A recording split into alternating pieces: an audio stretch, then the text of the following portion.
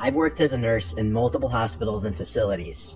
Before the current hospital I work at, I worked at a geriatric hospital 30 minutes from my house.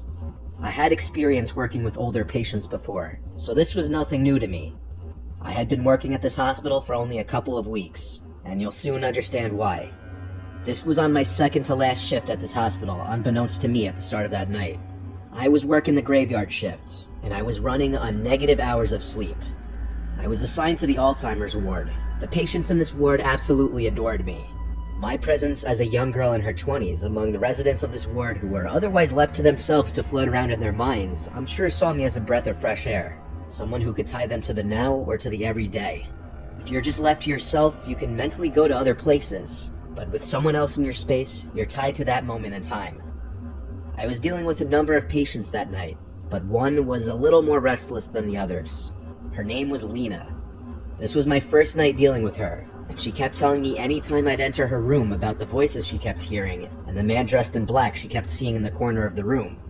The other lady in her room requested her curtain be closed before my shift started so that Lena would leave her alone. She was a sweet lady that smiled whenever I was around her, but she didn't say much and was very forgetful. Since I started my shift around 9 p.m., most of the patients were asleep by 11, but not Lena. Whenever she called me into the room, she'd be frightened of these alleged voices she was hearing, and the man in black that kept staring at her in the corner of the room. Not gonna lie, it was creeping me out a little. I believed that in her mind she was seeing and hearing these things, and I sympathized with her because I imagined them to be very scary. But still, I tried my best to calm her down and get her to go to sleep. I didn't want to turn on the TV to calm her down because I wanted to be courteous of the other patient in the room. I held Lena's hands and told her it's okay, to breathe and to relax. I reminded her that she wasn't here alone, and I was always just a call away. This seemed to do the trick. Lena relaxed for a while, and the next time I came in the room, she was asleep. Once most, if not all, of the patients are asleep, the night goes much slower. Time almost moves in reverse. An hour or two later, I was in the linen room stocking my cart when I heard something in the room. It was a relatively small, dead quiet room. I had the door closed too.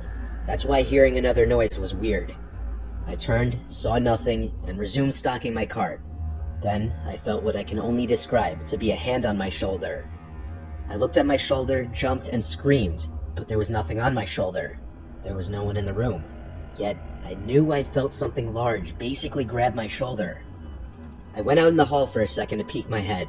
No other nurses in sight. Dead quiet. I had nothing else to do but resume what I was doing. I continued stocking the cart until it was full. Then I turned to face the door, and I fell to the floor and started screaming as my heart was immediately in my throat. There was a man dressed in black standing outside the door, looking through the glass, smiling. My screams were loud enough to wake the entire ward. The man disappeared out of sight through the glass window of the door. Seconds later, the door opened and one of my fellow nurses came in to help me off the floor as I was hysterical. I asked her if she saw the man dressed in black. Her response was, "What man? There's no one else here." We checked all the rooms in the ward. There wasn't anybody dressed in black in there. My screams woke Lena from whatever light sleep she must have been in, and when I came into her room, she started talking of the voices.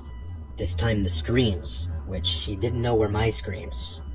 I asked her what this man in black looked like, if he was smiling.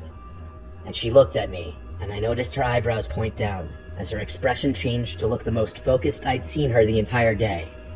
She asked, "How did you know?"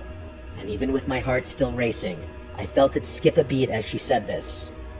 She started screaming now, screaming, "Get me out of here, he's coming." The other nurses came in and tried to calm her down. I was switched to a different ward that night with someone else, and I eventually ended up going home early because I was just so freaked out. I texted the head nurse the next day that my next shift would be my last, that the experience traumatized me, and that I didn't really want to be in that building anymore. I got as friendly of a response as I could have hoped for. I've never been diagnosed with anything, nor have I ever dealt with hallucinations of any kind. I'm aware of the effects of lack of sleep, but this was next level. I don't know if my mind started playing tricks on me from what Lena was telling me all night, but the feeling of the hand on my shoulder, the image of the smiling man behind the glass door, matching the description a patient kept giving multiple times.